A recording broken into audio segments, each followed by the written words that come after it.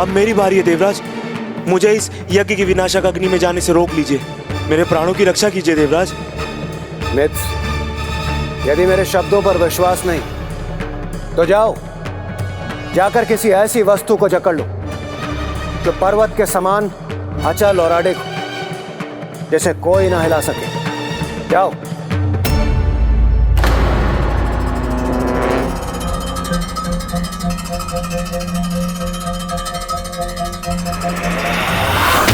क्या हुआ मित्र, तुम मेरी ओर ऐसे क्यों देख रहे हो? आपने ही कहा था ना, पर्वत हिल सकता है परंतु इंद्रदेव का सिंहासन नहीं। जब तक ये यज्ञ नहीं रुकता इंद्रदेव, मैं आपका सिंहासन नहीं छोड़ूंगा।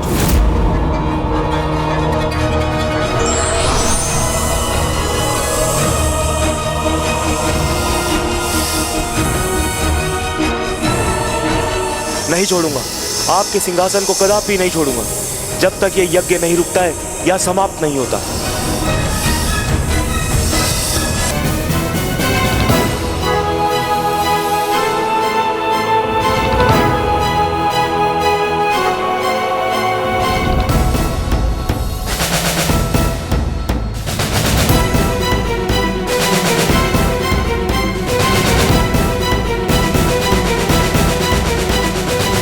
कोई है क्या? कुटिया में कोई है? मैं बहुत प्यासा हूं, मुझे जल चाहिए। वो ऋषि शमिक का आश्रम था।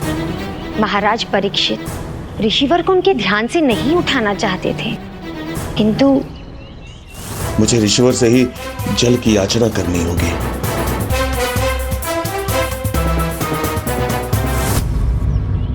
क्षमा कीजिएगा ऋषिवर, मैं यहां जल प्राप्त करने के उद्देश्य से आया हूं। मैं अत्यंत ही प्यासा हूं। यदि मुझे जल नहीं मिला तो मेरे प्राण निकल जाएंगे ऋषिवर। इसलिए आपको आपके ध्यान से उठाने का प्रयास कर रहा हूं। हमें जल देने की कृपा करें। मैं हस्तिनापुर नरेश परीक्षित हूं ऋषिवर। हमारी सहायता कीजिए ऋषिवर, जल दीजिए हमें। परोपकार संसार का सबसे श्रेष्ठ धर्म है ऋषिवर। परोपकार में भी श्रेष्ठ है किसी प्यासे को जल देना, किसी तप के समान या उससे भी अधिक महत्वपूर्ण। इसलिए हमारी प्रार्थना को अनसुना ना करें ऋषिवर, कृपा करें हम पर। हमें जल दे ऋषिवर, हमें जल दे।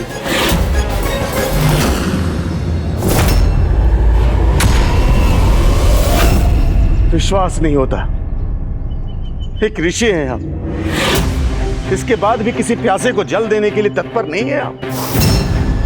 राजा का मान ना रखे कोई बात नहीं, लेकिन किसी पीड़ित की पीड़ा को दूर करना आपका तो धर्म है ऋषिवर।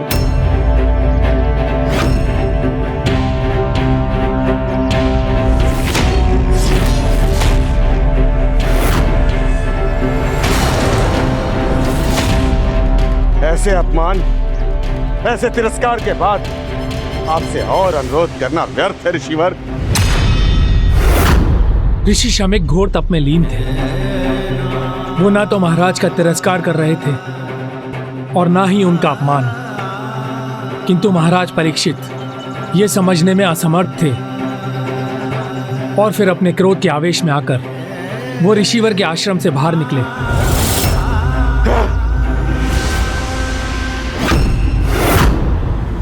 पहले ही मैं प्यास से व्याकुल हूं, उस पर यह मृत सर्प मेरे मार्ग में पड़ा है।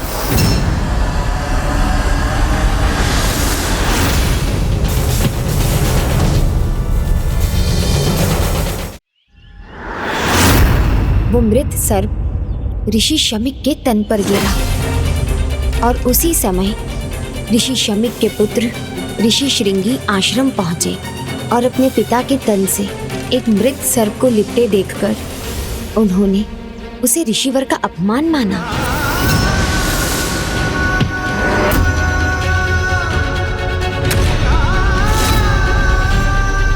ये क्या किया महाराज ने? रुकिए राजन।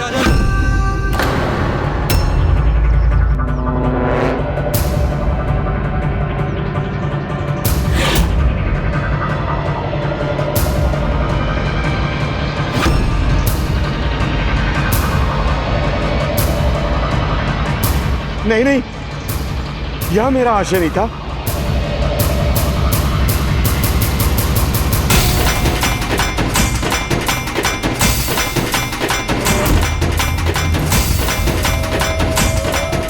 ऋषिवर, मैं तो यहाँ केवल जल मांगने आया था। और क्या राजन, आप इतना भी नहीं जानते? तप में लीन ऋषि सांसारिक गतिविधियों से दूर रहते हैं। उनका सीधा संपर्क उनके ईश्वर से होता है, इसलिए ना उन्हें कुछ दिखाई देता है और ना ही सुनाई देता है।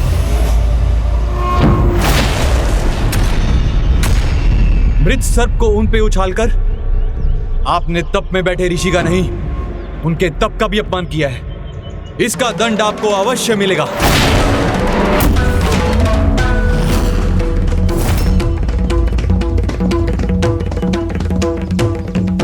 मैं आपको श्राप देता हूं कि एक सर्प ही आपकी मृत्यु का कारण होगा। आज से 7वें दिन सर्पों के राजा तक्षक के दंश से आपकी मृत्यु होगी।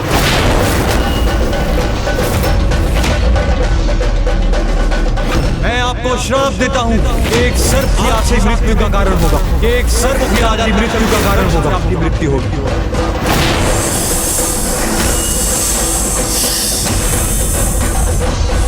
महाराज परीक्षित ने ऋषि श्रृंगी से बहुत क्षमा याचना की, उन्हें समझाने का बहुत प्रयास किया। किंतु ऋषि का श्राप कहाँ लौटाया जा सकता था।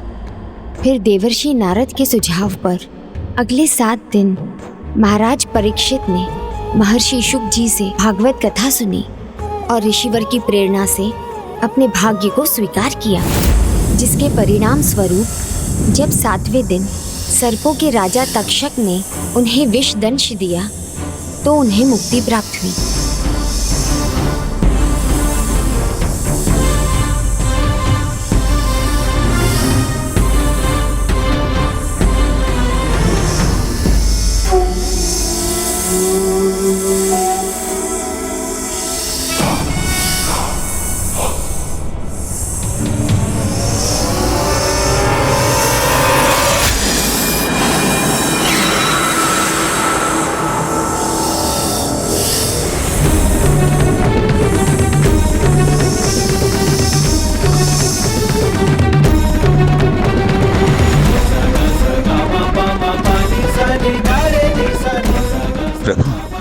मुझे अपने शरण में लीजिए प्रभु।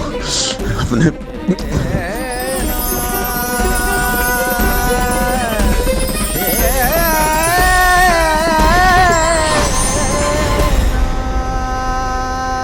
महाराज परीक्षित ने तो अपने भाग्य को स्वीकार कर लिया, किंतु उनके पुत्र जन्मेजय ऐसा नहीं कर सके।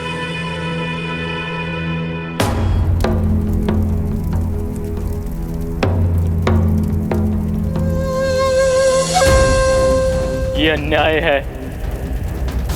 अनजाने में की गई भूल का इतना बड़ा दंड तो उचित है। जो आपकी मृत्यु का कारण बने, दंड तो उन्हें भी भुगतना होगा। मैं प्रण लेता हूँ कि आज से 7 दिन बाद आपकी चिता से वैदिक प्रचंड अग्नि में सभी नाग भस्म होंगे। मैं सर्पराज तक्षक के साथ सभी नागों का विनाश करूंगा। और फिर जन्मेजय के इस प्रण का लाभ उठाकर ब्राह्मण युवक उत्तांक ने उन्हें सर्पमेध महायज्ञ में सहायता करने का प्रस्ताव दिया।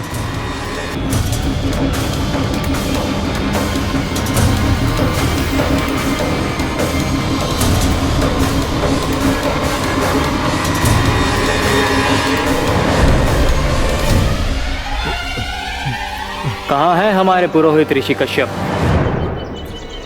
उत्तर दो। महाराज, तक्षक और उसके सर्पों ने मार्ग रोक दिया है और वो किसी को नहीं आने दे रहे हैं।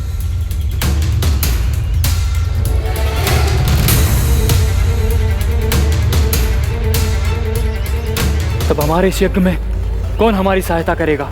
मैं करूंगा आपकी सहायता। मैं करूंगा आपकी सहायता। मैं करवाऊंगा आपका यज्ञ महाराज।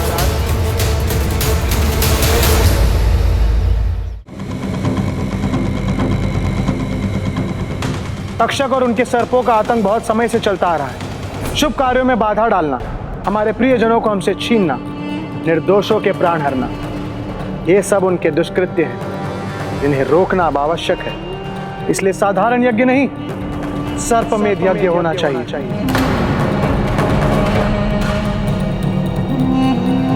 मैं ऋषिवेद का शिष्य उत्तांग आपके सर्पमेध यज्ञ में आपका सहायक बनूंगा, किंतु तभी जब आप मुझे आश्वस्त करेंगे कि इस यज्ञ के बीच में कोई बाधा नहीं डाल सकेगा। मेरे सैनिक इस यज्ञ स्थल के चारों ओर रहेंगे, जिनके हाथों में वो दिव्य अस्त्र होंगे जिनसे देवता तक भयभीत हो जाते हैं। इसीलिए आप निश्चिंत रहिए ब्राह्मण देवता, यहाँ तो कोई सर्प तो क्या, कोई असुर भी नहीं आ सकते। उचित है, मैं मंत्र शक्ति से भी इस स्थल को सुरक्षित रखूंगा, फिर यहाँ आने का साहस कोई नहीं करेगा। रावणम चाग्रतो दुष्टायुद्धाय समुपस्थितम।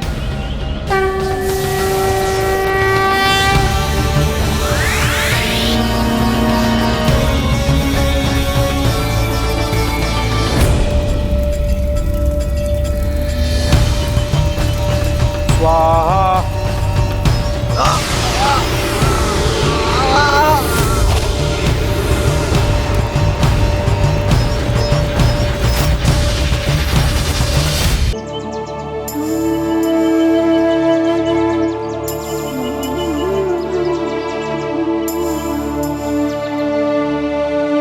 किंतु महाराज जन्मेजय और उतांग को कोई दुविधा न थी। उन्होंने नाग वंश के विनाश के लिए सर्पमेध यज्ञ आरंभ कर दिया था।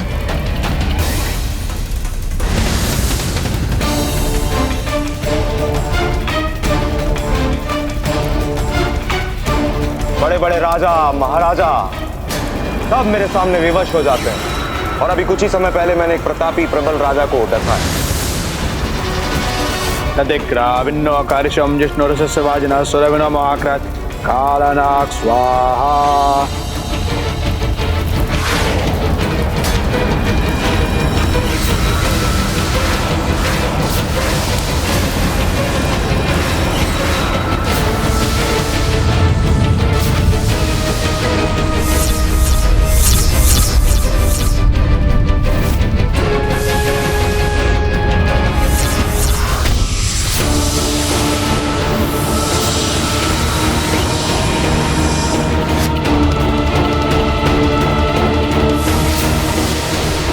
ऐसा लग रहा है इस यज्ञ की अग्नि नागवंश को भस्म करने पर ही शांत होगी।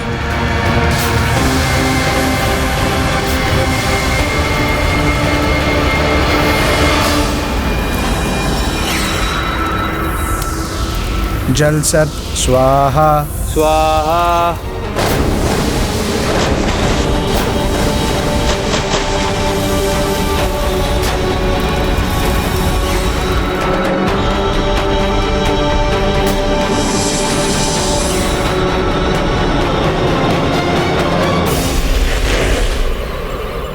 हे नागमाता कद्रू, हम श्वेत नागों का प्रणाम स्वीकार कीजिए।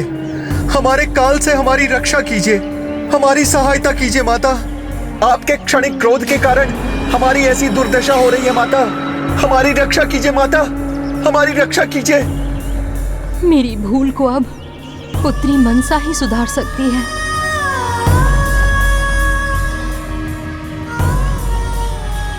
अबोध बालक है मेरा पुत्र, उसे इस भयंकर यज्ञ को रोकने के लिए कैसे भेज दूं? कितना भयावह है ये दृश्य। श्वेतनाग स्वाहा स्वाहा।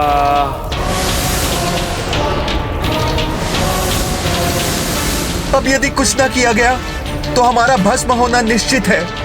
नागराज, अपना दायित्व निभाइए, हमारी रक्षा कीजिए, रक्षा कीजिए नागराज।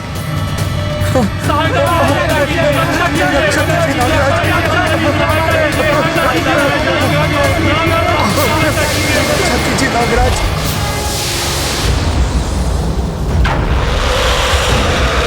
कैसा भयंकर यज्ञ है ये, जो नागों को उनकी इच्छा के विरुद्ध खींचकर भस्म कर रहा है।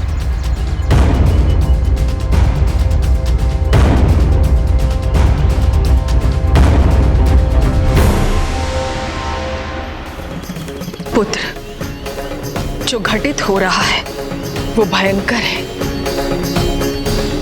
उसे देखकर भयभीत होना स्वाभाविक है, किंतु तुम्हारा धर्म कर्तव्य निभाना है, और तुम्हारा कर्तव्य ये है इस यज्ञ को रोकना, इस यज्ञ को रोकना, इस यज्ञ को रोकना। पुत्र, मैं मां हूं तुम्हारी। मैं तो सदैव यही चाहती हूं कि तुम मेरे आंचल में सदैव सुरक्षित रहो, किंतु अपनी ममता के कारण तुम्हें तुम्हारे मुख्य उद्देश्य से वंचित भी तो नहीं रख सकती। इस यज्ञ को रोकना तुम्हारा धर्म है, तुम्हारा कर्तव्य भी है, और तुम्हारा मुख्य उद्देश्य भी। हाँ पुत्र, तुम्हारी माता अपने हृदय पर पत्थर रखने पर विवश हो गई है। मुझे ज्ञात है पुत्र, मैं तुम्हें एक ज्वालामुखी समान यज्ञ की अग्नि की ओर भेज रही हूं, किंतु यही मेरा कर्तव्य है। अन्यथा सर्पों के कुल का नाश होगा पुत्र। किंतु माँ, मैं चाहकर भी इस प्रबल प्रचंड यज्ञ को कैसे रोकूंगा? मेरे मार्ग में आने वाली बाधाओं को कैसे पार करूंगा?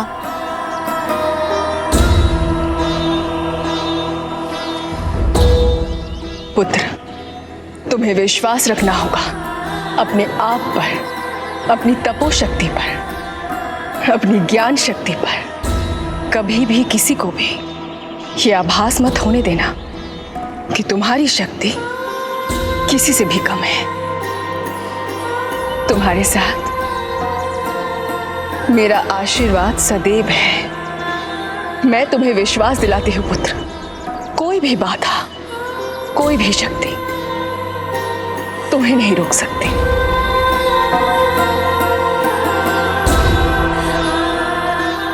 पुत्र, जाने से पूर्व और अपना कार्य आरंभ करने से पूर्व प्रथम पूज्य गणाधिपति जी की पूजा अवश्य करना।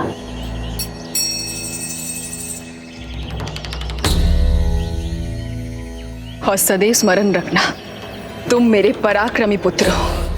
तुम्हारी माता सदैव तुम्हारे साथ है, रक्षक बनकर।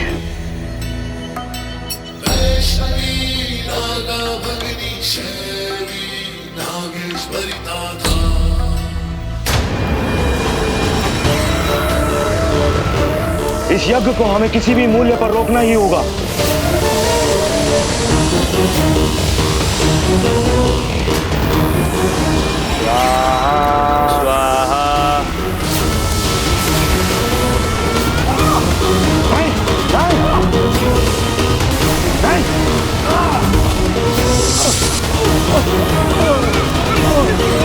कहाँ जा रहे हो? रुको!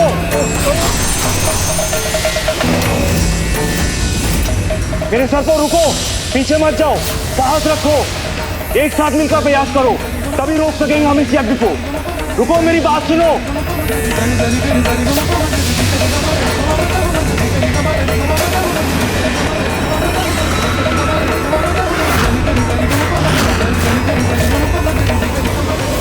मेरे देखते ही देखते सब स्वाहा हो गए और मैं कुछ न कर सका। रुको, घबराओ मत, मैं तुम्हें कुछ होने नहीं दूंगा। रुको!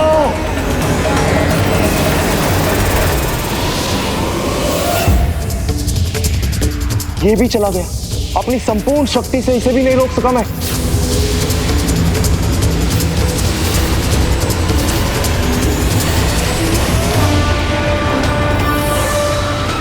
अब तो मैं ही शेष रह गया। माँ, आपका आशीर्वाद मेरे साथ है, तो मुझे विश्वास है कि मैं असंभव को संभव कर दूंगा।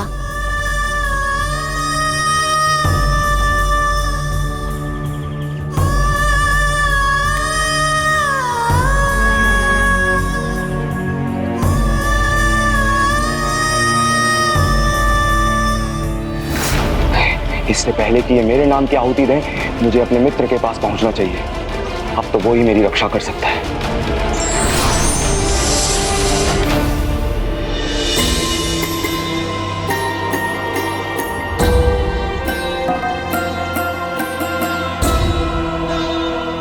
अपने जीवन में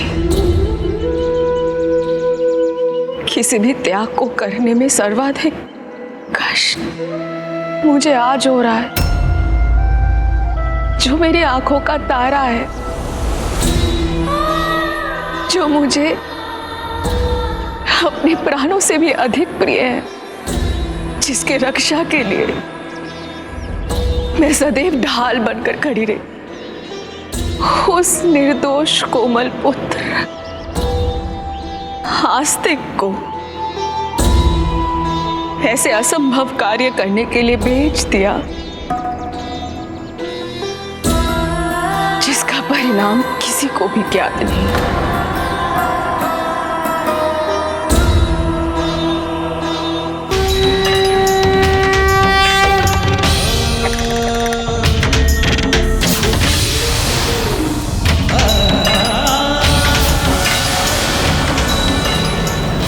यहाँ तो सभी ओर सैनिकों का सुरक्षा घेरा है। इसे भेद कर ही आगे बढ़ सकता हूँ मैं। सावधान, कोई आ रहा है।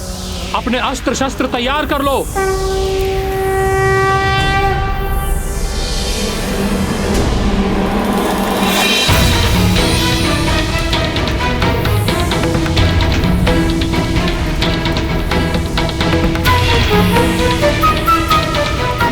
अब इन सैनिकों का क्या उपाय है?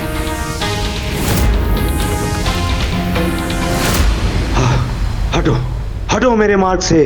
भीतर जाना है, भीतर जाना है मुझे।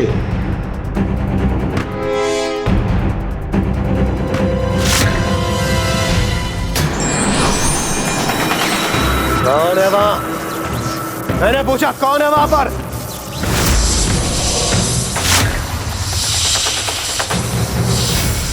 देवराज, प्रहार मत कीजिए। मैं हूं आपका मित्र तक्षक। संकट में है आपका मित्र देवराज।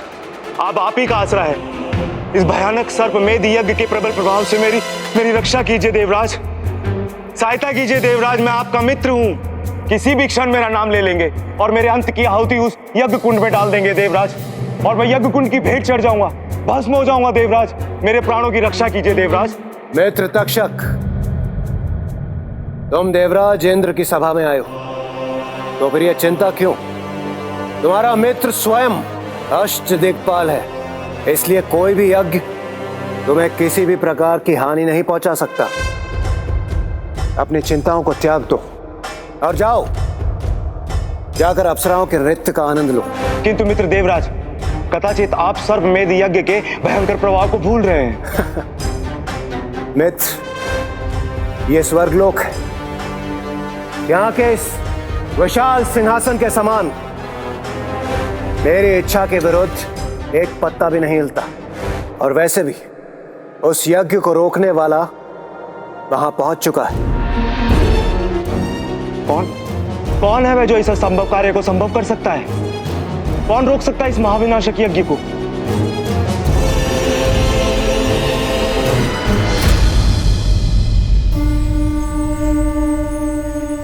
इस विनाशक यज्ञ को रोकने के लिए मुझे आगे बढ़ना ही होगा।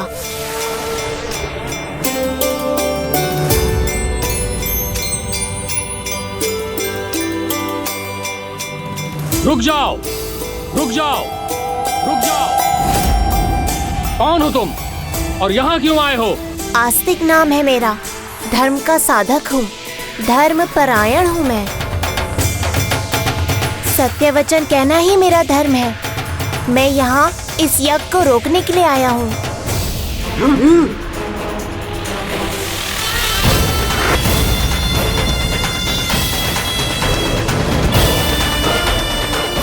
बालक, ये कोई साधारण यज्ञ नहीं। अपनी सुरक्षा चाहते हो तो लौट जाओ। धर्म परायणता का एक और धर्म है, अपने कर्तव्य पर अड़िग रहना। इसलिए मैं अपना कर्तव्य अवश्य निभाऊंगा और इस यज्ञ को रोकूंगा।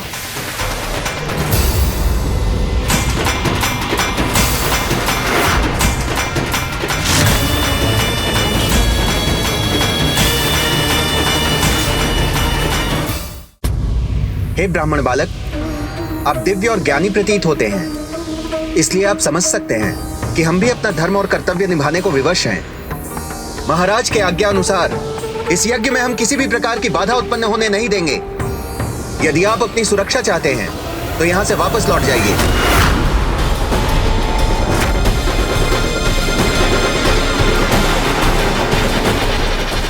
रुक जाइए बहन। भ्राता, ये कैसे पराक्रमी है? एक अबोध बालक के सम्मुख अस्त्र शस्त्र उठाए खड़े हैं। पुत्र आस्तिक, बुद्धिमान है और धर्मपरायण भी। मुझे उन पर पूर्ण विश्वास है। चिंता करने की कोई आवश्यकता नहीं है। वो कोई न कोई मार्ग अवश्य निकाल लेंगे। मुझे रोकिए मत, आगे बढ़ने दीजिए। महाराज से संवाद करने के लिए जाने दीजिए। बस, अब एक पग और आगे नहीं। यज्ञ की सुरक्षा से हम कोई समझौता नहीं करेंगे। आप हमें प्रहार करने पर विवश ना करें, लौट जाएं। धर्म की बात कहने वाले कैसे धार्मिक हैं आप? एक बालक पर प्रहार करेंगे? क्या यही धर्म है आपका?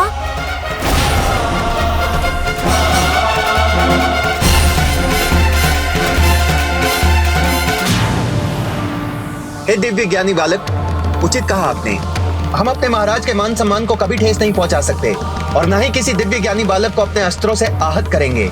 किंतु अभी भी ये किंतु परंतु करने की भूल कर रहे हैं। हमारे महाराज की आज्ञा ही हमारा धर्म और कर्तव्य है। हम आपको आगे नहीं जाने देंगे। और मैं अपना धर्म और कर्तव्य निभाए बिना यहाँ से नहीं जाऊंगा। अभी मेरा धर्म और कर्तव्य है इस यज्ञ को रोकना। तो आपको हमें अपने मार्ग से हटाकर जाना होगा।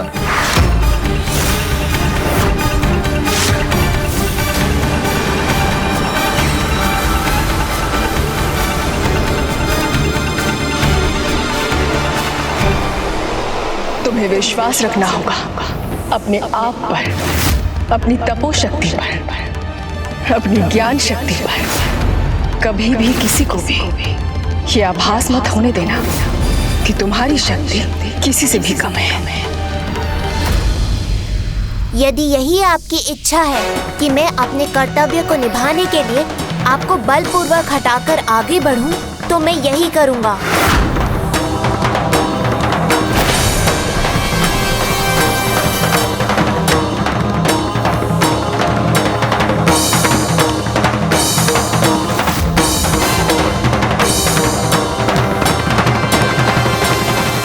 बालक को रोकने के लिए पूरी सेना ही आ गई।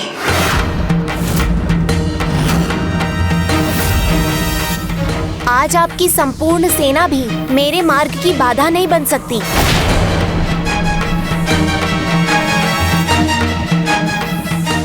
जिसे माँ का आशीर्वाद प्राप्त हो, जिसके पास तप की शक्ति का सामर्थ्य हो, उसे उसके कर्तव्य पथ से कोई शक्ति रोक नहीं सकती। इसीलिए मेरा सुझाव है कि आप मुझे मार्ग दे दीजिए।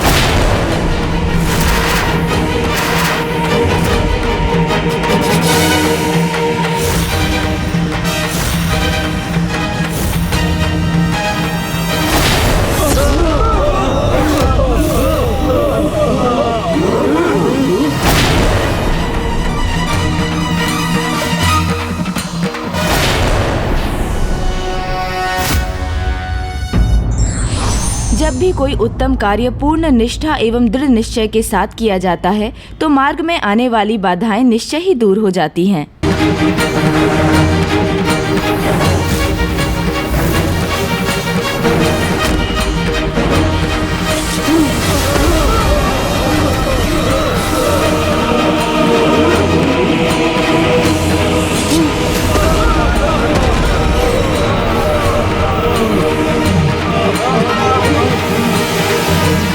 मेरी चेतावनी सफल हुई। उसी से भयभीत होकर ये सभी पीछे हट रहे हैं।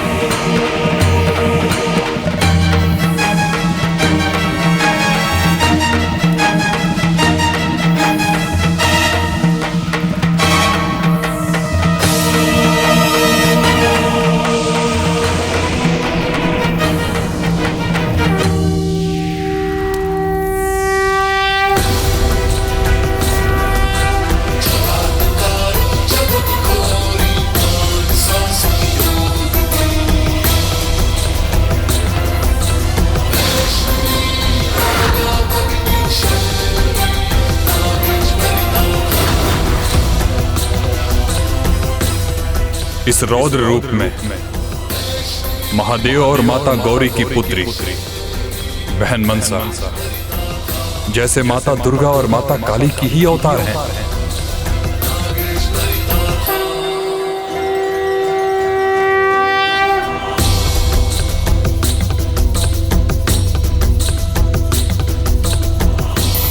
मैं तुम्हें विश्वास दिलाती हूँ, कोई भी बाधा, कोई भी शक्ति तुम्हें नहीं रोक सकती। तुम्हारी माता सदैव तुम्हारे साथ है, रक्षक बनकर।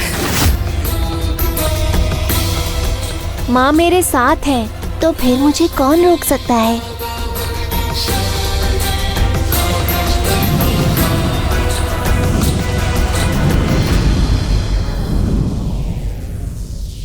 धन्यवाद माँ।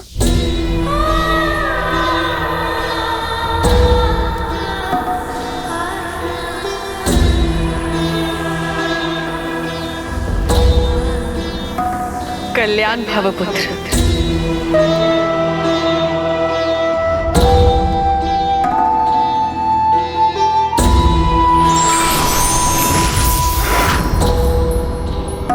इससे पहले कि ये यज्ञ मेरे लिए संकट बने, क्या ये बालक उसे रोक पाएगा?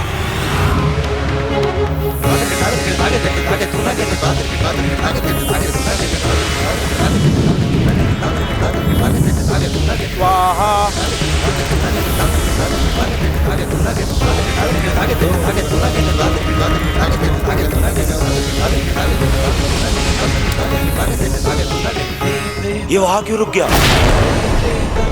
क्योंकि वो यज्ञ स्थल मंत्रों की शक्ति से सुरक्षित।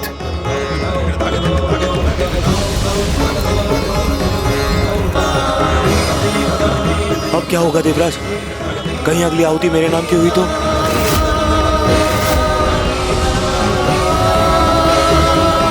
महाराज जन्मजय, अगली आहुति सर्पराज तक्षक के नाम की होगी। उचित है।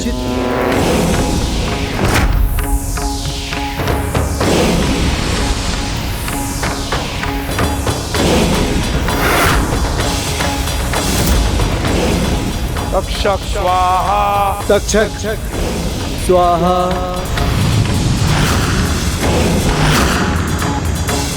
देवराज, देवराज मेरे प्राणों की रक्षा कीजिए देवराज। अब क्या होगा देवराज? मित्र निश्चिंत हो जाओ, क्योंकि यहाँ सब कुछ मेरे अधीन। कितनी भी बड़ी शक्ति क्यों ना हो, वो मेरे समक्ष कदापि नहीं टिक सकती। किंतु देवराज, उन्होंने मेरे नाम की आहुति दे दी। अब मेरी बारी है देवराज। मुझे इस यज्ञ की विनाशक अग्नि में जाने से रोक लीजिए। मेरे प्राणों की रक्षा कीजिए देवराज। मित्र, यदि मेरे शब्दों पर विश्वास नहीं तो जाओ, जाकर किसी ऐसी वस्तु को जकड़ लो जो पर्वत के समान अचल और अडिग हो, जैसे कोई ना हिला सके। जाओ।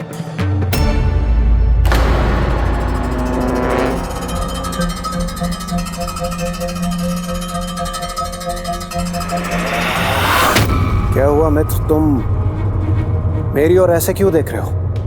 आपने ही कहा था ना, पर्वत हिल सकता है परंतु इंद्रदेव का सिंहासन नहीं। जब तक ये यज्ञ नहीं रुकता इंद्रदेव, मैं आपका सिंहासन नहीं छोड़ूंगा।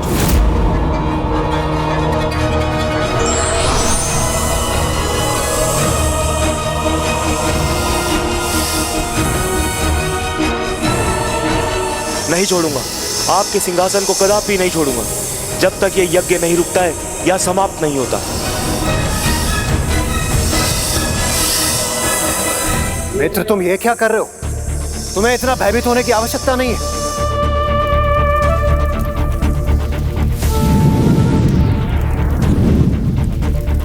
इस यज्ञ को अभी इसी क्षण रुकना चाहिए।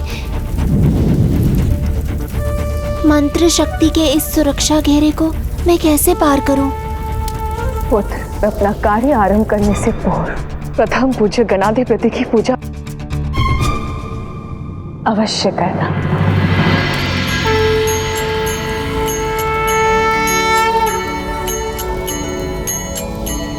त्वमेव प्रत्यक्षं त्वमसि, त्वमेव केवलं कर्तासि, त्वमेव केवलं भर्ता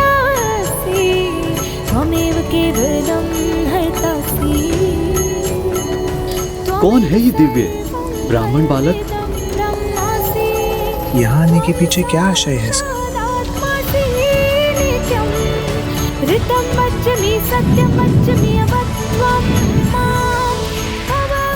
नहीं छोड़ूंगा, कदापि नहीं छोड़ूंगा देवराज के इस सिंहासन को।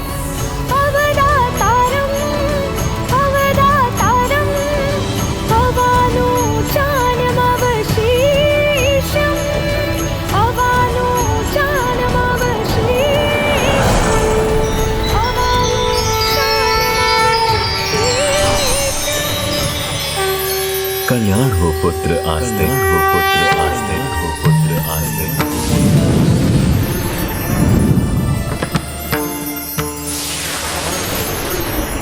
एकदन्तं महाकायं तप्तकाञ्चनसन्निभं लंबोदरं विशालाक्षं। कहीं इस दिव्य बालक का आगमन हमारे यज्ञ पर संकट की छाया तो नहीं बनेगा?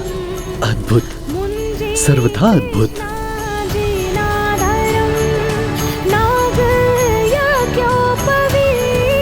नहीं राजन, आप यज्ञ संपन्न होने से पहले अपने स्थान से नहीं उठ सकते।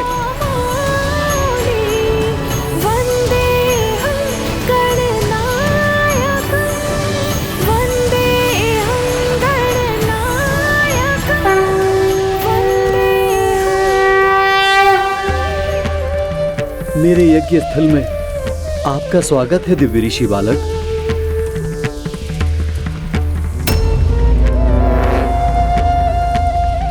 कल्याण हो राजन।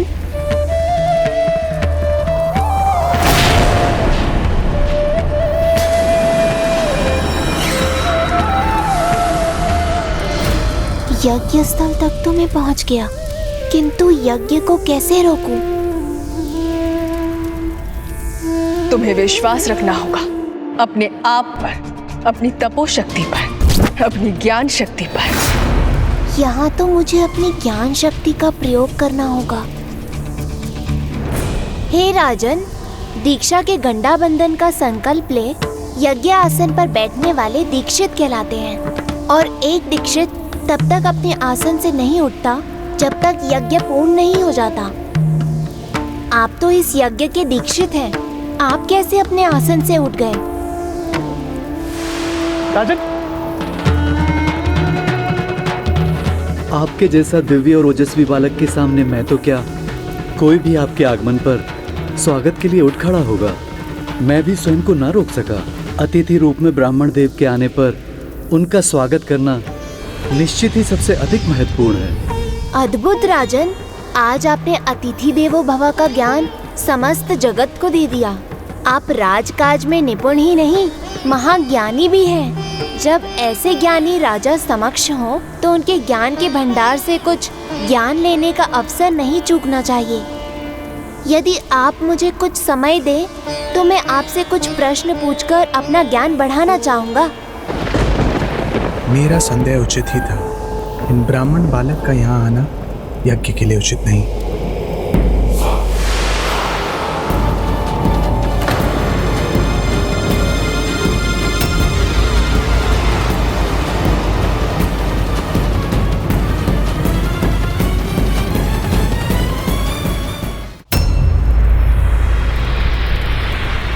नहीं, चिंता मत कीजिए राजन, मैं आपका अधिक समय नहीं लूंगा। उचित है, किंतु शीघ्रता कीजिए, मुझे यज्ञ संपन्न करना है। अच्छा, तो मुझे बताने की कृपा करें राजन, क्या व्यक्ति का अपना अनुष्ठान परिवार के अनुष्ठान से अधिक महत्वपूर्ण है?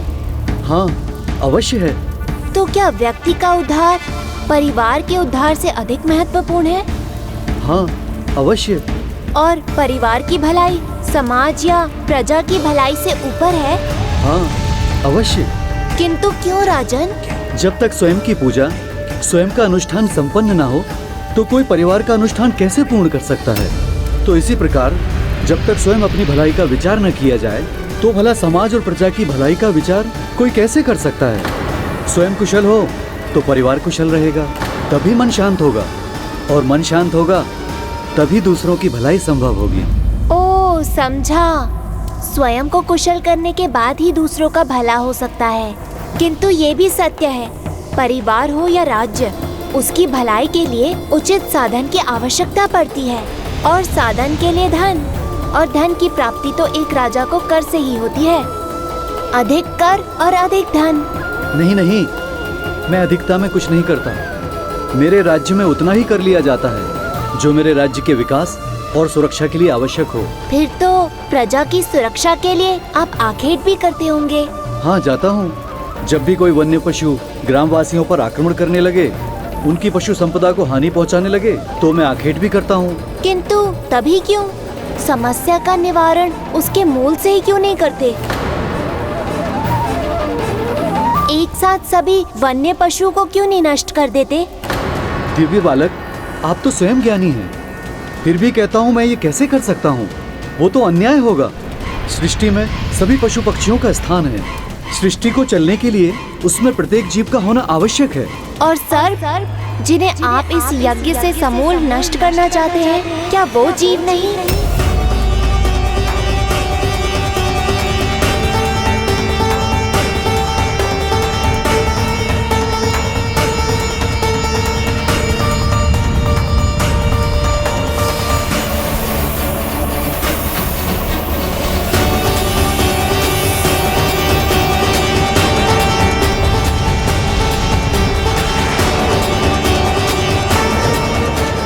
सर्पों के राजा तक्षक ने मेरे पिता का वध किया। वो तो निमित्त मात्र थे। आपके पिता की मृत्यु का कारण ऋषि श्रृंगी का श्राप था। मृत सर्प को उन पे उछालकर आपने तप में बैठे ऋषि का नहीं, उनके तप का भी अपमान किया है। मैं आपको श्राप देता हूँ कि एक सर्प ही आपकी मृत्यु का कारण होगा। आपके पिता की भूल थी, उसमें भला सर्पराज तक्षक का क्या दोष था? प्रतिशोध की भावना स्वयं को ही दुर्बल बनाती है और व्यक्ति स्वयं ही अपने सत्कर्मों के फल को नष्ट कर देता है। क्या आप भी अपनी प्रतिशोध की भावना को ऐसा हिंसक रूप देकर भूल तो नहीं कर रहे? क्या आपको नहीं लगता ये यज्ञ अभी रुक जाना चाहिए? हम अपनी भूल समझ गए। हम अपना ये यज्ञ अभी रोक देंगे, इसे आगे नहीं बढ़ाएंगे।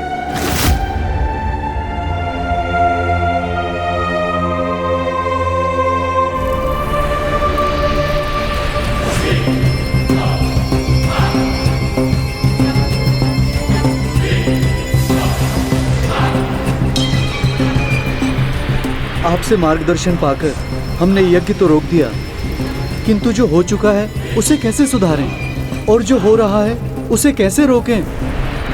कालनाग, श्वेतनाग, धूमुखी नाग, जल सर्प, मरु सर्प, इन सब के नाम की आहुति हम यज्ञ में डाल चुके हैं। तो अब इस विनाश को कैसे रोकें? हम तो स्वयं सर्पराज तक्षक का भी नाम ले चुके हैं। अब जिन सभी नागों का, सर्पों का नाम हम ले चुके हैं, और जब तक स्वयं तक्षक भी इस यज्ञ में आके भस्म नहीं होते, तब तक ये यज्ञ कैसे रुकेगा?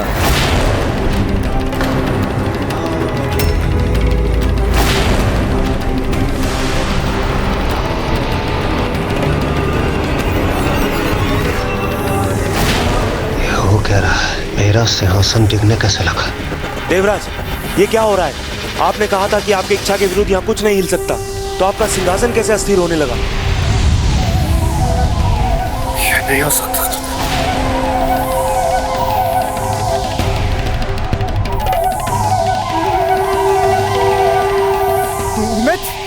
मित्र, तुम ये क्या कर रहे हो? तुम मुझसे क्यों निपट रहे हो? छोड़ो मुझे। तक्षक, ये अपने साथ मुझे क्यों खींच रहे हो? छोड़ो मुझे, जाने दो मुझे। तक्षक, छोड़ो मुझे। जब तक ये यज्ञ नहीं रुकता इंद्रदेव, मैं आपका सिंहासन नहीं छोड़ूंगा। मैंने तुम्हें सिंहासन को जकड़ने के लिए कहा था, मुझे नहीं। छोड़ो मुझे, छोड़ो। नहीं नहीं मित्र, आप ही मेरी रक्षा कर सकते हो। नहीं छोड़ूंगा, आपको कदापि नहीं छोड़ूंगा। अब आस्तिक इस यज्ञ को कैसे रोकेंगे? सहायता कीजिए, मेरी सहायता कीजिए। राजन, मुझे जाने दीजिए। राजन, क्षमा कीजिए। क्या करूं मैं? इस यज्ञ को कैसे रोकूं? माँ, मेरा मार्गदर्शन कीजिए, सहायता कीजिए मेरी। पुत्र, अपनी तपोशक्ति में विश्वास रखो। तुम स्वयं अपनी सहायता करने में सक्षम हो पुत्र।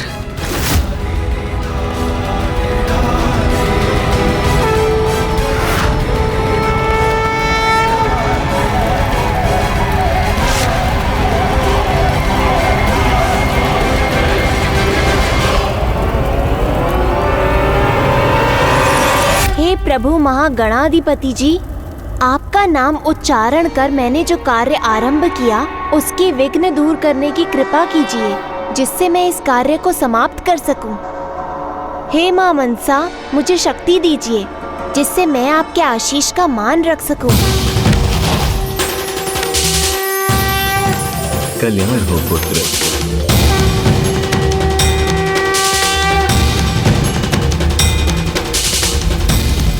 हे यज्ञ पुरुष, इस यज्ञ को और विनाश करने से रोकने में मेरी सहायता कीजिए।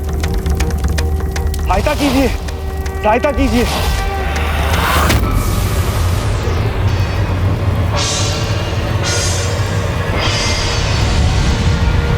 रुको, रुको,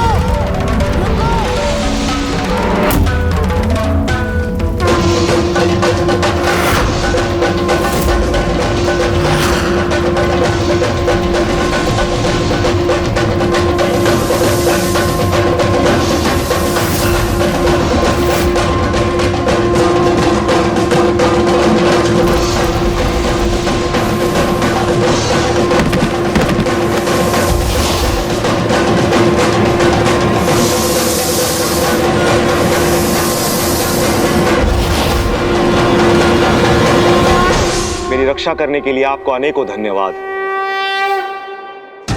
तक्षक तो अपने साथ मुझे भी भस्म करवा देता। अब सुरक्षित हूँ तो यहाँ से निकल जाने में ही भलाई है। धन्यवाद करने के लिए आपको मुझे वचन देने होंगे और अपने जीवन में उनका पालन करना होगा। हे दिव्य बालक, आप जो कहेंगे मैं अवश्य करूंगा। तो वचन दीजिए, आज के बाद आप किसी से ना कुछ छीनेंगे ना ही चुराएंगे। मैं वचन देता हूँ। वचन दीजिए, आज के बाद आप और आपके सर्प किसी भी निर्दोष को हानि नहीं पहुंचाएंगे जब तक उनके प्राणों पर ही संकट ना छा जाए अथवा कोई उन्हें हानि पहुंचाने के लिए ना आए। वो किसी पे वार नहीं करेंगे। मैं वचन देता हूँ। तब आप और आपके सर्प और नाग सब सुरक्षित हैं। बालक ऋषि आस्तिक की जय। बालक ऋषि आस्तिक की जय। बालक ऋषि आस्तिक की जय। मैंने नहीं, मेरी माँ के आशीर्वाद ने ही सभी बाधाओं को हटाकर आपकी रक्षा की।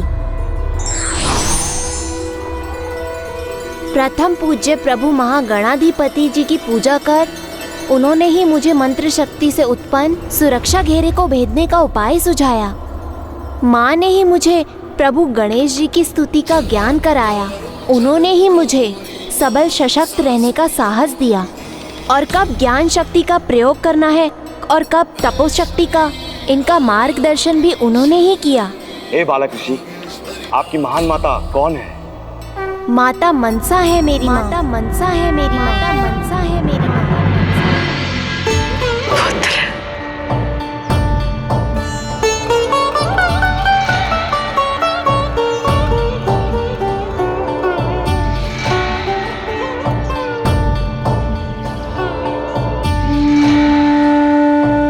माँ, आपके आशीर्वाद और मार्गदर्शन से मैं अपना कर्तव्य निभा सका।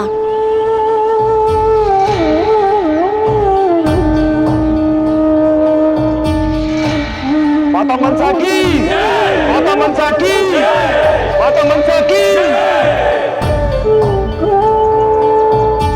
बहन मनसा, अपने पुत्र को इतने भयंकर कार्य के लिए भेजकर इस यज्ञ को रोकने के लिए, नागवंश की रक्षा सुनिश्चित करने के लिए आपका अनेकों अनेक धन्यवाद। पुत्री, नागों की रक्षा कर तुमने नाग माता होने का कर्तव्य निभाया है। आज से तुम्हें नाग माता कहा जाएगा। नाग माता कहा जाएगा। नाग माता कहा जाएगा। नाग माता कहा जाएगा। नाग माता मनसा की, नाग माता मनसा की।